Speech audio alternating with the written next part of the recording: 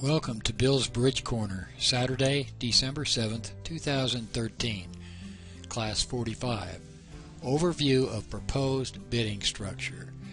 Today I'm going to paint a picture of the overall big picture defensive bidding for you and your partner. There are some changes to be had from what you may know as Standard American.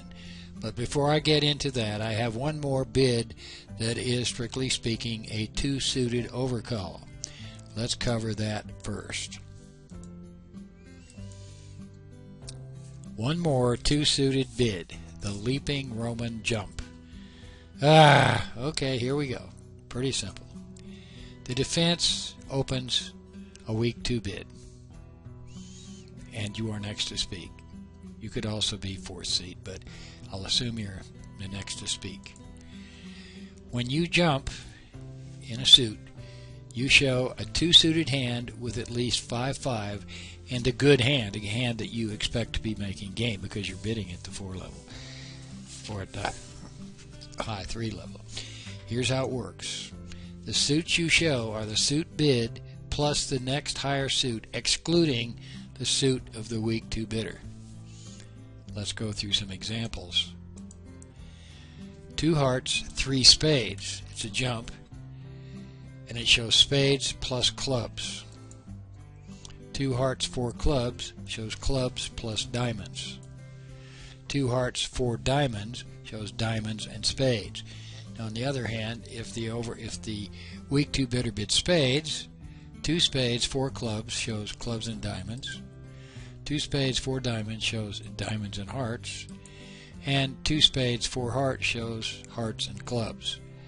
Pretty straightforward, but you better have a strong hand to bid it. One more example of two-suited overcalls. Wow. Now, with that in mind, let's get to the big picture. Here's what I propose for the overall defensive strategy for you and partner. Consider it. I propose 3 changes to the current so-called American standard structure of defensive bidding as practiced by most American players today. Heaven forbid I'm a radical. First of all, replace the current use of Michael's Q bid with the top and bottom Q bid. Second, implement the jump in the opposite minor, which I presented to you very recently.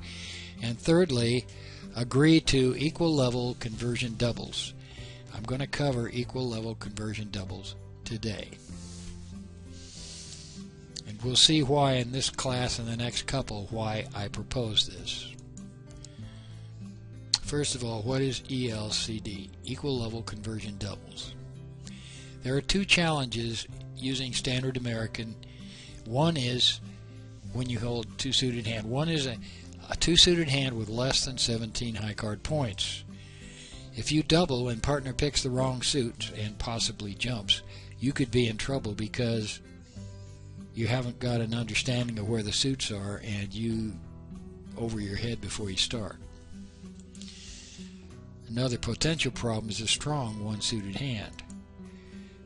Using the traditional Standard American approach, a double followed by a new suit bid shows a big hand of 17 or more high card points. That's drilled into your brain from Bridge 101. Let's look at a couple examples. Let's say this is your hand. Over 1 club, you can bid 2 diamonds if you play jump in opposite minor because you're showing diamonds, which are longer than hearts. But what if you do over 1 spade? Well, if you double a spade and partner bids 2 clubs, let's say, or even worse, he could jump, 3 clubs. Now what? If you use standard methods and now you bid 2 diamonds, or even worse, 3 diamonds, you're showing a strong hand. Ouch!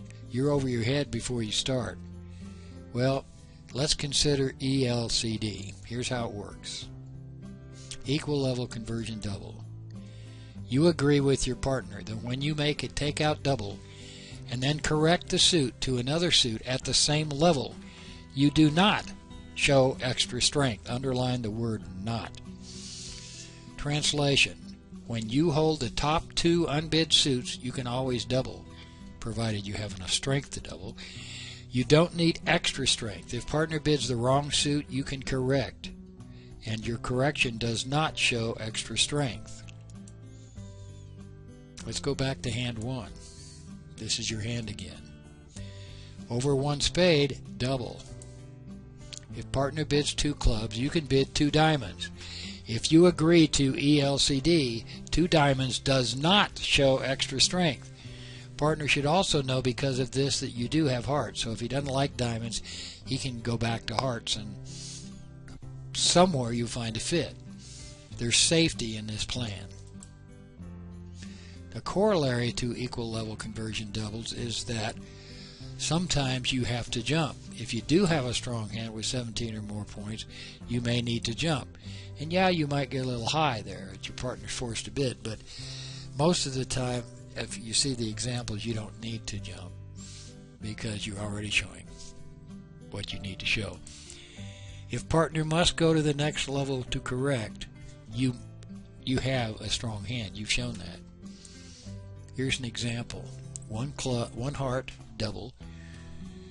Partner bids clubs. Now you correct to 2 diamonds. That does not show extra strength. Because partner doesn't like it, he can bid 2 spades. And now here, 1 heart, double, 2 clubs. Now you bid 2 spades. You have to have extra strength. Now you didn't jump, notice, but partner has to go to the 3 level in order to correct. So you are showing that 17-point hand in this example. For case 1, you need to alert because most people would expect the doubler to have a big hand. You need to alert that because that's not standard American. Now, I'm going to hand you a table. It's a master table of 2 suited hands, and you need to memorize this. It's a little involved, but I think you'll understand it. Here we go. I can't do it piece at a time, but let's cover it. If the opener bids, look on the left-hand column, if the opener bids, let's say spades, and your suits are clubs and diamonds, you make an unusual no trump. If your suit is clubs and hearts, you make a top and bottom Q bid. On a weak 2 bid, heart bid, if your suit is spades, you can use the leaping Roman bid of 2 spades, spades and clubs, etc. However, if with a strong hand, you can double. If you have clubs, diamonds, and you have all of them, or if you have the top 2, you can double and then correct. The same would go for hearts. You go through the examples. It would happen for diamonds, and it happens for clubs. Now, a couple of notes. For the unusual no trump, remember that that has 2 levels of strength. With less than 2 quick tricks, you shouldn't bid it. If you have 2 quick tricks or more, you might consider an overcall unless you're very strong and you're going to take action over a minimum bid. Top and bottom is limited, but remember that the stronger minor is in effect. Partner will expect a stronger minor. Again, also here, jump in the opposite minor, stronger minor. Remember that the G guarantees unbid upper ranking suit.